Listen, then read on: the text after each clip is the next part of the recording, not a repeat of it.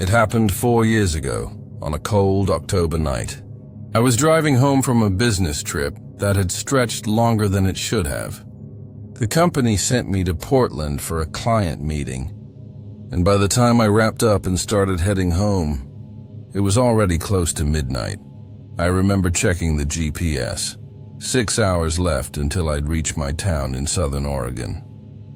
I had a thermos of coffee, a pack of gum, and a playlist to keep me awake. The weather wasn't great. Thin mist crawling across the asphalt, turning the world ahead into a gray, shifting blur. For the first couple of hours, everything was normal. Long stretches of empty highway, the soft rumble of my tires, the hum of the engine. Every now and then, I'd pass a rest stop or a gas station, their neon signs flickering through the fog like distant lighthouses. Then, somewhere around mile marker 88, my GPS glitched. The screen froze. The little blue dot that marked my car stopped moving. I tapped it, but it didn't respond. Then, without warning, the route line redrew itself, sending me off the main highway onto a smaller road that cut through the forest. The voice from the GPS said, recalculating. "Turn right in 500 feet, I should have ignored it." But I was tired, and it said the detour would shave 30 minutes off my drive. So I took the turn. The road narrowed immediately. No street lights, no painted lines. Just gravel and cracked pavement disappearing into the trees. I thought it was some kind of service road, but the further I drove, the more unnatural it felt. Branches hung low over the hood of my car. My headlights caught their shapes, making the shadows twist and crawl like something alive. The air felt thicker there, like I was driving underwater. After 10 minutes, I realized I hadn't seen a single road sign. No houses, no mailboxes, no signs of life. Just trees. The GPS voice came on again, though the screen was pitch black now. "Continue straight for 1 mile." My heart gave a quick jolt. The voice was distorted this time. Lower, slower, almost human but not quite. I turned down the volume, but the voice repeated the same line, again and again. "Continue straight for 1 mile." I should have turned back. I really should have. Then I saw the light, a faint orange glow through the fog, maybe 100 yards ahead. I slowed down, hoping it was a house or another car. But as I got closer, I realized it wasn't a building at all. It was a single street light, standing alone in the middle of nowhere. Its metal pole was rusted and bent, the light flickering like it was struggling to stay alive. Underneath it sat an old sedan, silver, maybe early 2000s. Its driver's door was open. I stopped my car about 20 feet away, engine idling. The door swayed gently, creaking in the wind. I called out, "Hey!" "You all right?" "Nothing. Just the quiet hum of my own engine." I grabbed my flashlight from the glove compartment and stepped out. The air was colder than it had been minutes ago, the kind of cold that feels heavy. I walked toward the car. There was no one inside. The interior light was on, flickering with the street lamp above. A jacket lay draped over the passenger seat, and the keys were still in the ignition. That's when I noticed something on the rear windshield. A single word, written in the condensation, "Turn back." I spun around immediately, scanning the darkness. The forest seemed to press closer now. Every tree looked identical, stretching endlessly into black. My flashlight flickered. The wind died completely. For a second, everything was silent. Too silent. Then I heard footsteps. Slow. Crunching the gravel behind me. I turned the light that way, but there was nothing.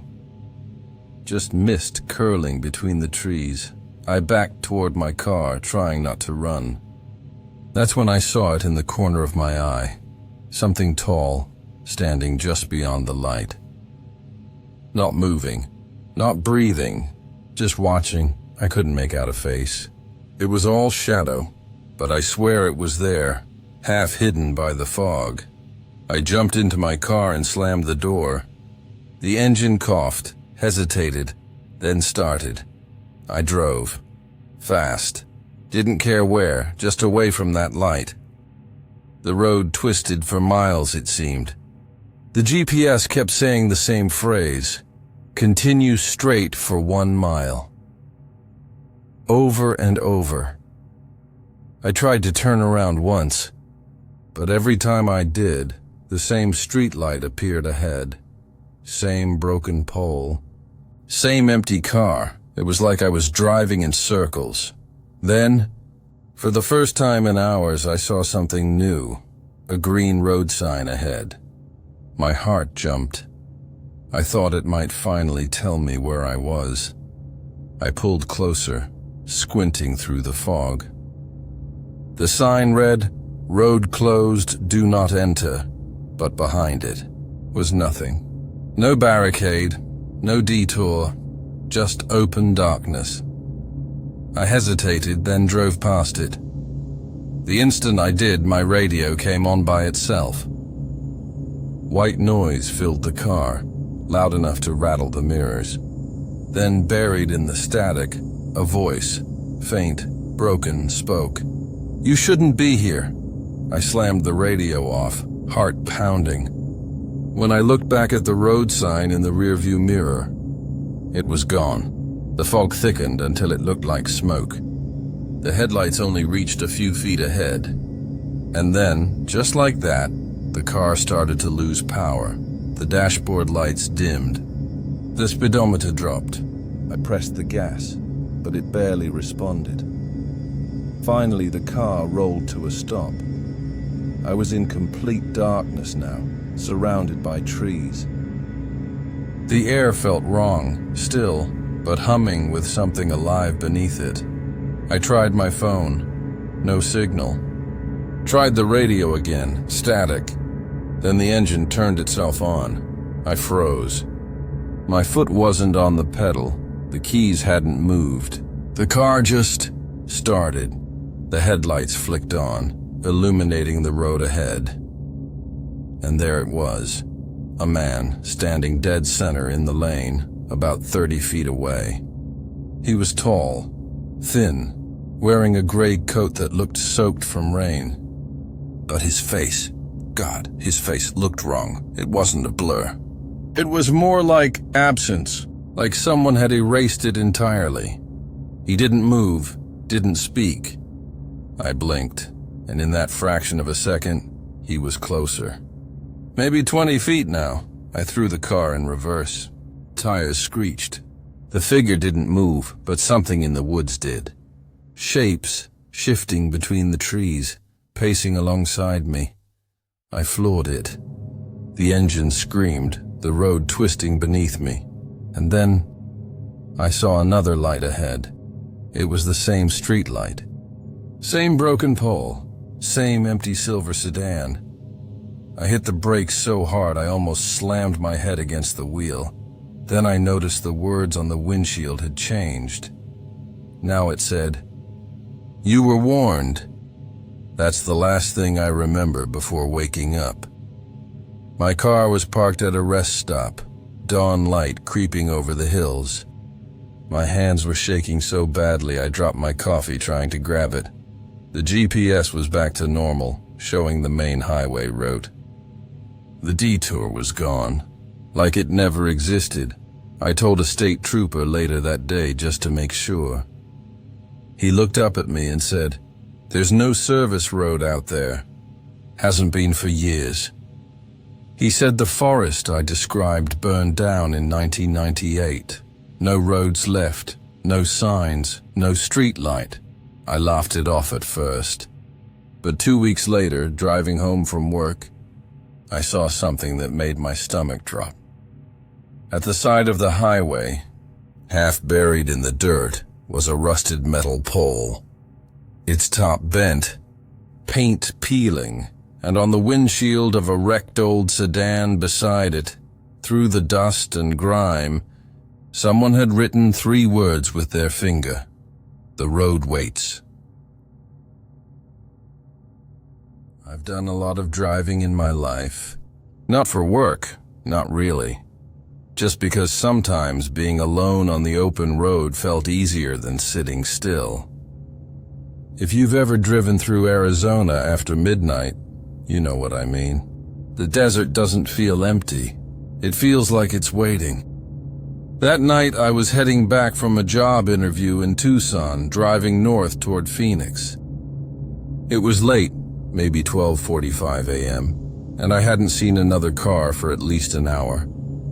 The only light came from my headlights, and occasionally, a road sign catching their glare for half a second before vanishing back into the dark. My phone had lost signal 30 miles ago, and the radio was nothing but static and faint whispers of old country music bleeding through the noise. There's something about driving alone like that that makes your mind start playing tricks on you. You start imagining figures in the shadows beyond your high beams. You catch yourself checking the mirror too often, like you expect something to be sitting in the back seat. I passed mile marker 115, then 116, and just before 117, I saw someone on the shoulder. He was standing next to a silver sedan with its hood popped up. The hazard lights were blinking, slow, weak, almost like a dying heartbeat. At first I felt bad. You don't just leave someone stranded in the middle of nowhere, right? So I slowed down. The guy didn't wave like most people would. He didn't flag me down or wave both hands. He just raised one arm, like he'd been waiting for me. I rolled down my window as I pulled up. The desert air hit me, cold, dry, and somehow still carrying the smell of something burnt. He stepped closer to the edge of the road. "Hey," I called out, "you okay out here?" He smiled, not like someone relieved to see help. It was slow, practiced, like he knew I was going to stop. "Car broke down," he said. "Need a lift to the next station."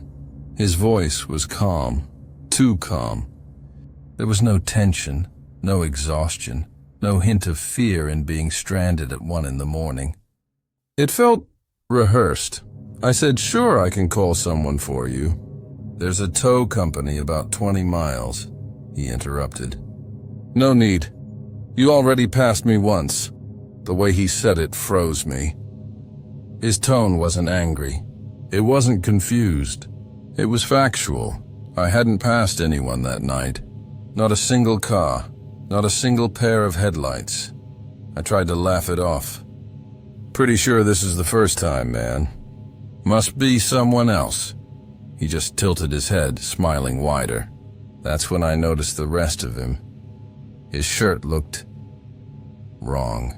Like it had been soaked and dried too many times. Stiff, torn at the collar. His jeans were coated in a faint layer of dust except for dark stains near the knees. And behind him, the sedan. It didn't look new. The paint was sun-faded and the plates were missing. On the bumper, I could barely make out the shape of handprints, dozens of them, smeared into the dust, all pointing toward the trunk. My stomach tightened. He took a step forward. Just one, and I saw something flicker in his eyes. Not reflection, not fear, just emptiness. Like his pupils swallowed the light. Then, as if on cue, the hazard lights on the sedan went out. The desert went silent. No hum from the engine, no wind. Just nothing. That's when I hit the gas. I don't remember deciding to. My foot just slammed down. The tires squealed, and my rearview mirror caught one last flash. The man, standing perfectly still, staring straight at me. His mouth open like he was trying to say something over the roar of my engine, but I didn't hear a thing. I didn't stop driving for at least another 30 miles. By the time I finally saw the glow of a gas station, my hands were trembling against the steering wheel. I pulled in too fast, the tires screeching on the cracked pavement, and just sat there for a few seconds, staring at the neon sign flickering above the roof. Last stop fuel and diner. The world felt too quiet again.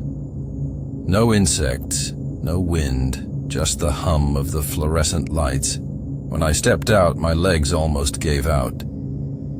I grabbed my phone, no service. Inside, the place was empty except for an old man behind the counter, watching something on a small TV that buzzed more than it played. He looked up when the door chimed. "Long night?" he asked. I nodded, still catching my breath. "Yeah, you could say that." He poured me a cup of coffee without asking and slid it across the counter. Something about that simple gesture made me realize how shaky I was. I tried to tell him what happened, about the man, the car, the way the lights went out. He didn't interrupt. He just listened, expression flat. When I finished, he said quietly, "You said mile 117? I nodded. He sighed. "That stretch was shut down 15 years ago. Rockslide buried a mile of road. State never cleared it. Locals still see lights there sometimes." I stared at him, not sure if he was messing with me.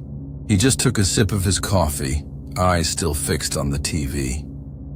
"Don't go back there," he said, almost like he was talking to himself. I wanted to believe it was some misunderstanding, that I'd somehow taken a detour onto an old frontage road. But when I drove home the next morning, I checked my dash cam. The footage showed me driving past mile 115, then 116, then static. Just white noise for 6 minutes straight. When the picture came back, I was already past 118. A week later, I couldn't stop thinking about it. You know that feeling when something gets under your skin, when your brain won't let go, even when you want to forget? So, like an idiot, I went back. It was broad daylight this time. The air shimmered with heat, the horizon flat and endless. When I passed marker 115, my heart started to race. Marker 116 looked the same. Then, 117, bent, rusted, leaning slightly toward the desert. The sign still stood, but the shoulder beside it was empty. No sedan, no man, just dust, and the faint outline of tire tracks that veered off the road and disappeared into hard-packed sand. I stepped out and walked toward them. That's when I saw it. A small piece of twisted metal, half buried. I kicked it loose. It was part of a license plate, worn almost flat, with the letters RZ, Arizona. The rest was unreadable. I pocketed it. I don't know why. Maybe I just needed proof that something really happened. A few miles down the road, I found a highway patrol truck parked by a dirt access gate. I flagged the officer down, a guy maybe in his 40s, clean uniform, mirrored shades. Told him what I'd seen. He gave me a strange look, then got out a little notebook. "You're not the first," he said. "People call in sightings out there every couple of years. Always the same description. Man standing by a silver car, hood up, waving for help." He flipped a few pages and showed me a photo. Black and white, old. It was the man. Same face, same shirt. The note under the photo read, "Accident Fatality, 2004. The officer explained, "Guy broke down on a hot night just like you. Walked out to flag a semi for help. Driver never saw him." He tapped the photo once. They found the car burned out 30 yards off the road. Still running when they got there. I asked what happened to the body. He just looked toward the desert. buried near the old line. They moved the marker after the collapse, but people still say the road don't stay quiet. He said it like it was just another bit of highway folklore. But when I left, I swear I saw his hand trembling when he closed his notebook. That night, I couldn't sleep. Every time I closed my eyes, I saw the man's face, not smiling anymore, just staring. And when I finally drifted off, I dreamed I was driving again. Same road, same darkness. Only this time, my headlights didn't show the pavement. They showed rows of cars, half buried in sand, stretching into the black. Each one had its hazard lights blinking. Each one empty. And at the end of them all stood him, holding something small in his hand. A car key.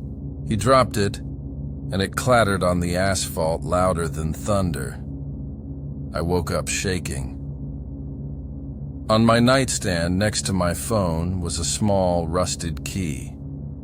Not mine. I tried to rationalize it. Maybe I'd picked it up by accident, or maybe I was losing my mind. But 2 nights later, something else happened. I was driving home from work, late again. As I came over a small rise, the highway stretched out flat ahead of me, and there, under the orange glow of the distant streetlight, I saw it. Mile marker 117, leaning the same way. I hit the brakes, heart pounding. I wasn't anywhere near Tucson. I was 100 miles north near Flagstaff. The markers shouldn't even have the same numbers, but there it was. And beside it, a silver sedan. I didn't stop this time. I drove past, staring straight ahead. But as I passed the car, I couldn't help glancing in the mirror. There was no one standing beside it anymore. Instead, the driver's door was open, swinging slowly, back and forth in the wind. When I got home, I found the key again. This time, it was lying on the driver's seat, wrapped in a strip of burned cloth. It's been months since then.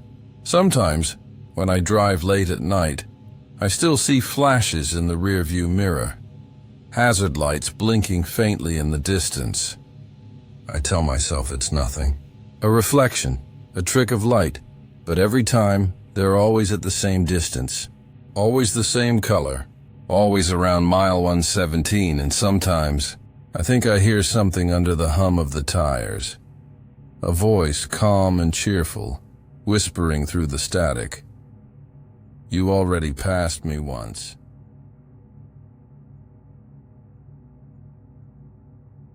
I hadn't driven through the mountains in years, not since college, but that night, it felt like the only direction left to go.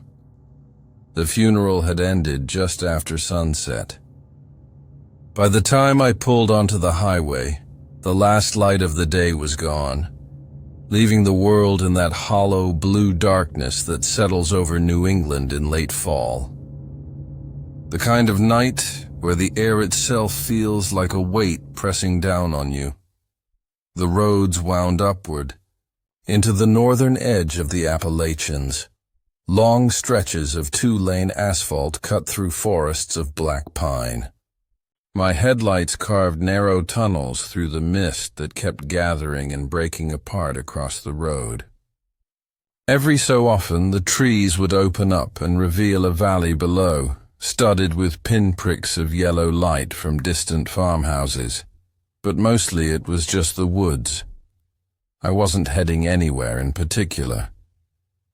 My mother's house was gone now, sold months before she passed, and I hadn't really called any place home since. The GPS was set for the small town where I grew up, just because it was something to point to. The car clock blinked 11:42. The radio had lost signal miles ago, leaving only faint static and the low hum of the tires. I remember thinking how the road looked endless, the lines painted down the middle catching my headlights, vanishing, reappearing, vanishing again. It was hypnotic. At some point I realized I'd been driving for longer than I thought. The trip should have taken just over 4 hours, but the dashboard clock said it was nearly 2. I didn't remember passing any towns, or gas stations, or even exits. Just the same ribbon of road, climbing higher and higher into the mountains. That's when the GPS spoke again. "In 1 mile, take exit 54, the voice startled me. I hadn't heard it in hours. I glanced at the map. A pale blue line cutting sharply right, labeled Exit 54, Marrow Creek. I didn't remember ever seeing an Exit 54 on this route. I used to drive this stretch when visiting my mother in the hospital, and I knew the major exits by number. There was a 52, then a long gap, then 57 near the state line. Nothing in between. Still, I felt a flicker of relief. Maybe I'd taken a wrong turn somewhere. Maybe this detour would get me back on track. The sign appeared moments later, a green reflective board with white letters, Exit 54, Marrow Creek.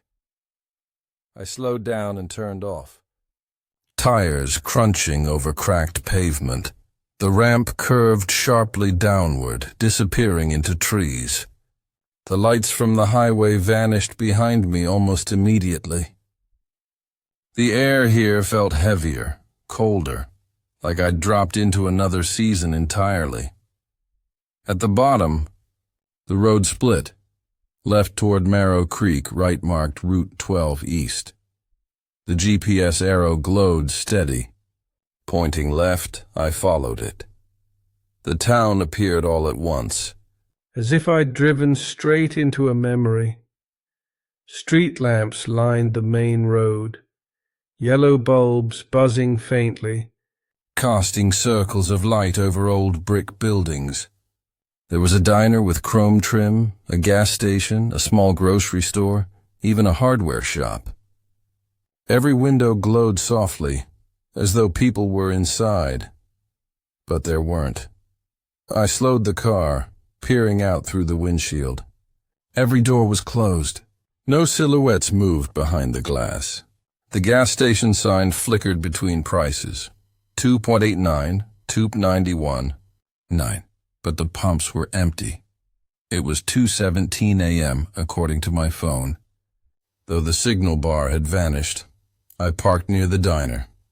The neon sign buzzed faintly. Open 24 hours. Inside, the booths were neatly arranged, napkin dispensers polished, coffee pots half full. A jukebox in the corner cycled through its colored lights, but no music played. For a long minute, I just sat there, watching the light blink over the counter. The place looked too clean, like it had just been wiped down, like whoever had been here left moments before I arrived. I got out of the car, leaving the engine idling. The night air hit me, sharp and cold. Somewhere, deep in the distance, I thought I heard a sound. It was faint, maybe a generator, or a voice. It came from farther down the street where the buildings thinned and the road curved. I called out, "Hello?" My voice sounded small. The sound carried a few yards, then seemed to dissolve. No answer. I walked a few steps toward the noise, but it stopped. Everything went still again, except for the low hum of my car behind me. The GPS screen glowed from the dashboard. The arrow still pointed straight ahead, deeper into town. Beneath it, the words read, "Continue for 1.2 miles to destination." The further I drove, the stranger it became. The streetlights ended, replaced by dim porch bulbs and a few faint signs. A small post office, a barber shop, a pharmacy. Each building looked perfectly ordinary, except for the absence of people. At one point, I thought I saw someone standing behind the glass door of the pharmacy. A dark outline, motionless, facing the street. But when I blinked, The figure was gone. My pulse started to pick up. I slowed again near a narrow intersection where a traffic light blinked red. To my left was a row of houses, small one-story homes with porches and mailboxes, the kind you'd find in any rural New England town. Lights burned in several windows. One porch swing was still moving slightly, as if someone had just stepped away from it. I rolled down my window. Nothing. No wind, no crickets, no distant highway noise. Just the faint static of my car radio, even though it was off. I decided to turn around.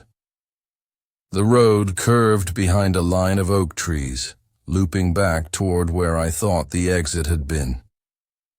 But when I reached the intersection again, I realized something was wrong. The diner I'd passed earlier was gone. In its place was a hardware store. Same building shape, same neon sign frame, but different name, different paint.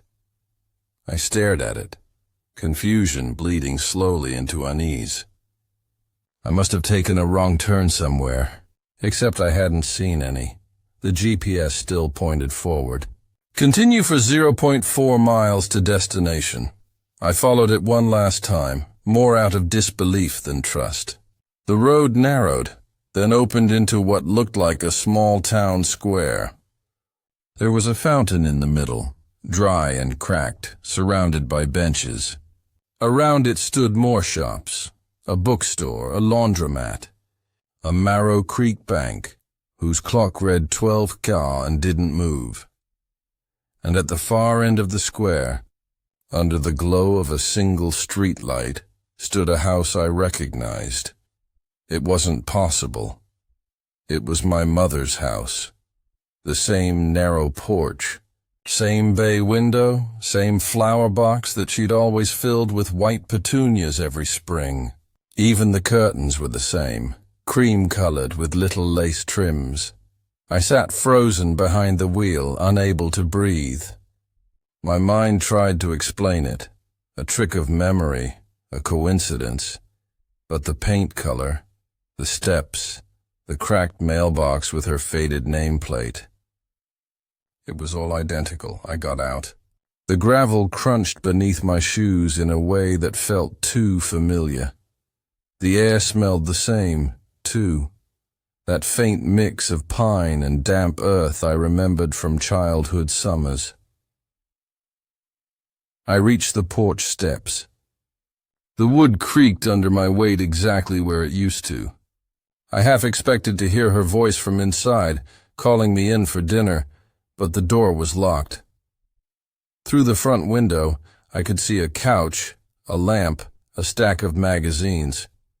Dust hung in the air. No movement, no sound. When I turned around, the street looked darker than before.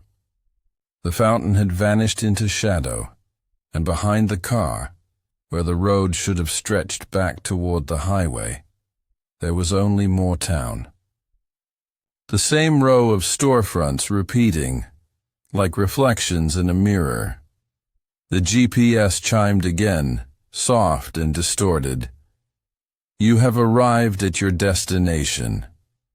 The screen flickered once, then went black. For a long time I just sat inside the car with the engine off. The silence outside felt alive, almost breathing. Each second stretched until I could hear the soft tick of the cooling metal beneath the hood. I told myself I was tired, that I'd been awake for too long, that grief and exhaustion were playing tricks. That explanation worked for about 30 seconds. Then the streetlight above the fountain flickered once, twice, and went dark. The entire square dropped into blackness. My headlights cut across the fountain basin. It wasn't dry anymore. A thin layer of water now rippled there, catching the beam. Something small floated across the surface, white and delicate. I leaned forward. It was a petunia. I turned the ignition key. The car stuttered, then died again. The dashboard lights blinked once and faded. From somewhere beyond the square came a low hum, deep and rhythmic. It reminded me of the sound a refrigerator makes in an empty house, constant and distant, but heavy enough to vibrate in my chest. I stepped out of the car. The moment my foot touched the pavement, that hum stopped. The silence after it was worse. I decided to walk. The road that should have led back to the highway sloped upward now, cutting between the same repeating buildings I'd passed before. The diner reappeared, then vanished behind me, replaced by a hardware store, then a pharmacy. The sequence shuffled each time I turned a corner, like the town was rearranging itself behind my back. Every window I passed glowed faintly, and every reflection in the glass seemed just slightly wrong. The angle of the street light, the tilt of my own head. In one reflection I thought I saw movement behind me, but when I turned, the street was empty. I tried following the signs out of town. Route 12 East, Highway 57 North, but each one looped me back to the same intersection with the blinking red light. Every time I passed it, the time on my phone reset to 2:17 a.m. I walked that loop at least 5 times before I noticed the detail that broke me. Each time I returned, my own tire tracks in the dirt were gone. At some point I started hearing the radio again. It was faint, coming from nowhere specific, as though it were part of the air. Static at first, then a voice I almost recognized, a woman's voice, calm, low, and close. I couldn't make out words, only the shape of them. It sounded like she was reading a name. Mine. I kept walking faster, trying to drown it out with the crunch of gravel under my shoes. But the voice adjusted, whispering from the left side of the street, then the right, then from inside the buildings themselves. Each time it said my name a little clearer. When I reached the square again, the fountain was still there, still rippling, still holding that single white petunia. I don't know why I looked into the water. For a second, I saw my reflection exactly as it should be, face pale, eyes wide, breath fogging in the cold. Then the reflection blinked.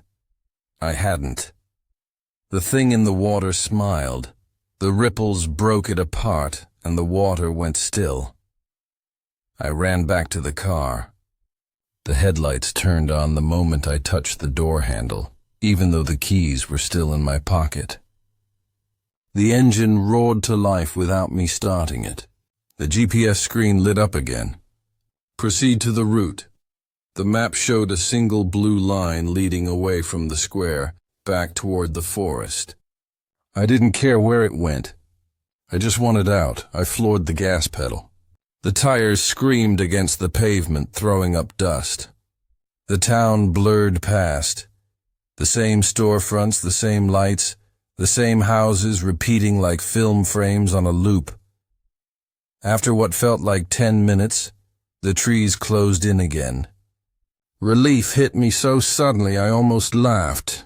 The road ahead climbed, curving back toward the main highway. I could see the green glow of an exit sign through the fog. Exit 54, Marrow Creek. My laughter stopped. The car coasted past the sign before I could think to stop it. The forest opened again, and there was the diner, exactly where it had been. The same neon light still buzzing, open 24 hours. I slammed the brakes. My heart pounded in my throat. There was a person standing in front of the diner doors now. At least, I thought it was a person. The figure's outline was soft, like it was made of mist or dust. Its head tilted slightly, the way someone might when they're trying to recognize you from across a room. Then, in the light of my high beams. I saw its face, or what should have been one. It wasn't blank exactly. It was unfinished, as if someone had tried to sculpt a familiar face from memory and stopped halfway through. The mouth curved, uncertain, almost kind. My mother's eyes looked back at me. I don't remember deciding to drive. I just remember the sensation of motion, the way the road unwound beneath me, and the trees rose on either side like dark walls. The radio was back on. The same woman's voice, clearer now. Exit 54. Exit 54. Each repetition melted slightly, distorted by static, until the words blended with the hum of the engine. At some point I realized I was crying. I don't even know why. Grief, fear, confusion. It all blurred together. The headlights caught something on the side of the road. Another sign. Next exit. 54 Marrow Creek. I passed it. Then another. Then another. Each one exactly the same, every few miles, until the numbers stopped meaning anything. When I finally saw the ramp appear again, I didn't touch the wheel. The car turned on its own, smooth and slow, following the same curve downward into the dark. The town was waiting, exactly as before. The lights, the diner, the gas station, the silent houses. The clock on the bank still read 12 WAF. I parked in the same spot without realizing it. The GPS chimed. You have arrived at your destination. I looked out the windshield. Across the street, under the same streetlight, another car sat idling. Same make, same color, same dents along the driver's door, and inside it, someone sat perfectly still, hands on the wheel, staring straight ahead. I opened my door. The motion light from the diner flicked on, bathing the street in pale yellow. The person in the other car turned their head toward me. Their face was my own. I don't remember what happened after that. Sometimes I think I must have fallen asleep, or that I died somewhere along the highway before ever reaching this place. But the engine still hums, the GPS still glows, and every road I take always leads back here. Every loop ends at the same intersection, the same fountain, the same white petunia floating in still water. The clock on my dashboard never moves past 2:17 a.m. The radio whispers my name. Softer each time, like it's getting tired of waiting for me to answer, and sometimes, just before the headlights catch the next green sign through the mist. I think I hear her voice again, my mother's voice, saying the same words she said the night before she died. It's time to come home. Then the GPS chimes. In 1 mile, take exit 54.